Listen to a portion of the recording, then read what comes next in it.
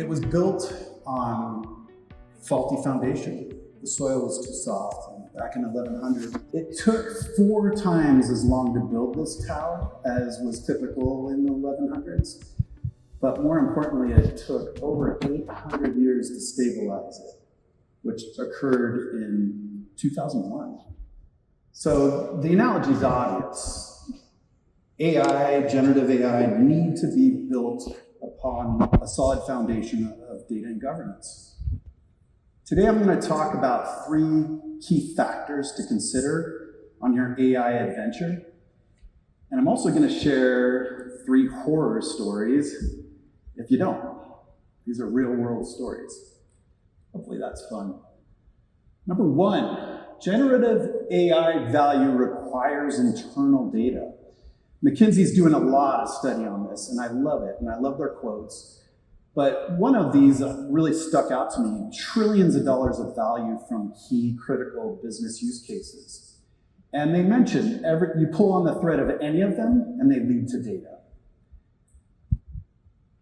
Scenario 1, global financial services firm. The data science team was tasked early on with exploring the value of generative AI. They had one hitch. They could not use internal data. There was issues with governance and the quality of the data. After about a year, most functions lost faith in them to the point where it was a running joke. It was really sad because this data science team was actually pretty incredible.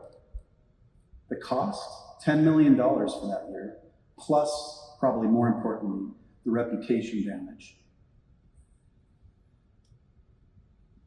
Scenario 2, and probably the scariest of the 3, is data prep and data quality.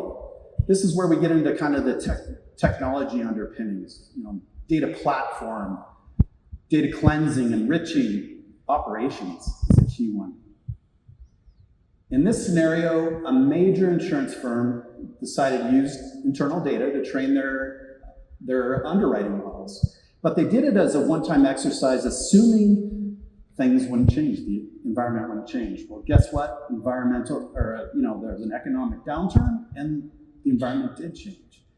So, by the way, it took them a long time to discover the fact that it was fundamentally flawed, and they were losing money. There was a hurried emergency effort to repair it. The impact was somewhere between $15 and $25 million to the business, plus the cost of the repair, plus the cost of a permanent repair they should have done in the first place. This is operations. And if that didn't shake you up enough, scenario 3 is AI and data stewardship. And human in the loop, you probably hear that a lot with AI, it's true. In this scenario, a global transportation firm had a giant digital transformation going on, and at the core was really understanding their customer. Customers at the core of it. And so there was an AI-based match merge kind of effort going on, mastering that customer data. But the stewards, the data stewards, the people that understood customer, were off working on other components of this transformation. So the team was asked to proceed with assumptions and rules and make it work, something like that. After about 3 months, the actual stewards came in and looked at it and said, this is all wrong. This will not work. You cannot match merge with this. The effort was abandoned and reworked with stewards this time. Cost only about $500,000, but imagine it delaying a digital transformation 3 months. That's a ripple effect that affected the whole program. So what do?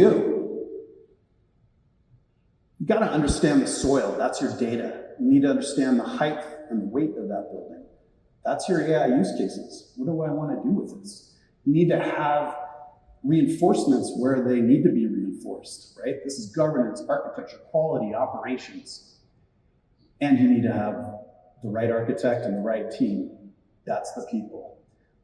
How do you do this? We believe you need to couple AI strategy with data strategy. You need to have those two together. You need to look at using data responsibly. This is compliance bias, those sorts of things. Also effectively. I need a way to access that data in the right amount of time. I need metadata, I need quality. And maybe most importantly, it needs to be governed. Human in the loop is essential.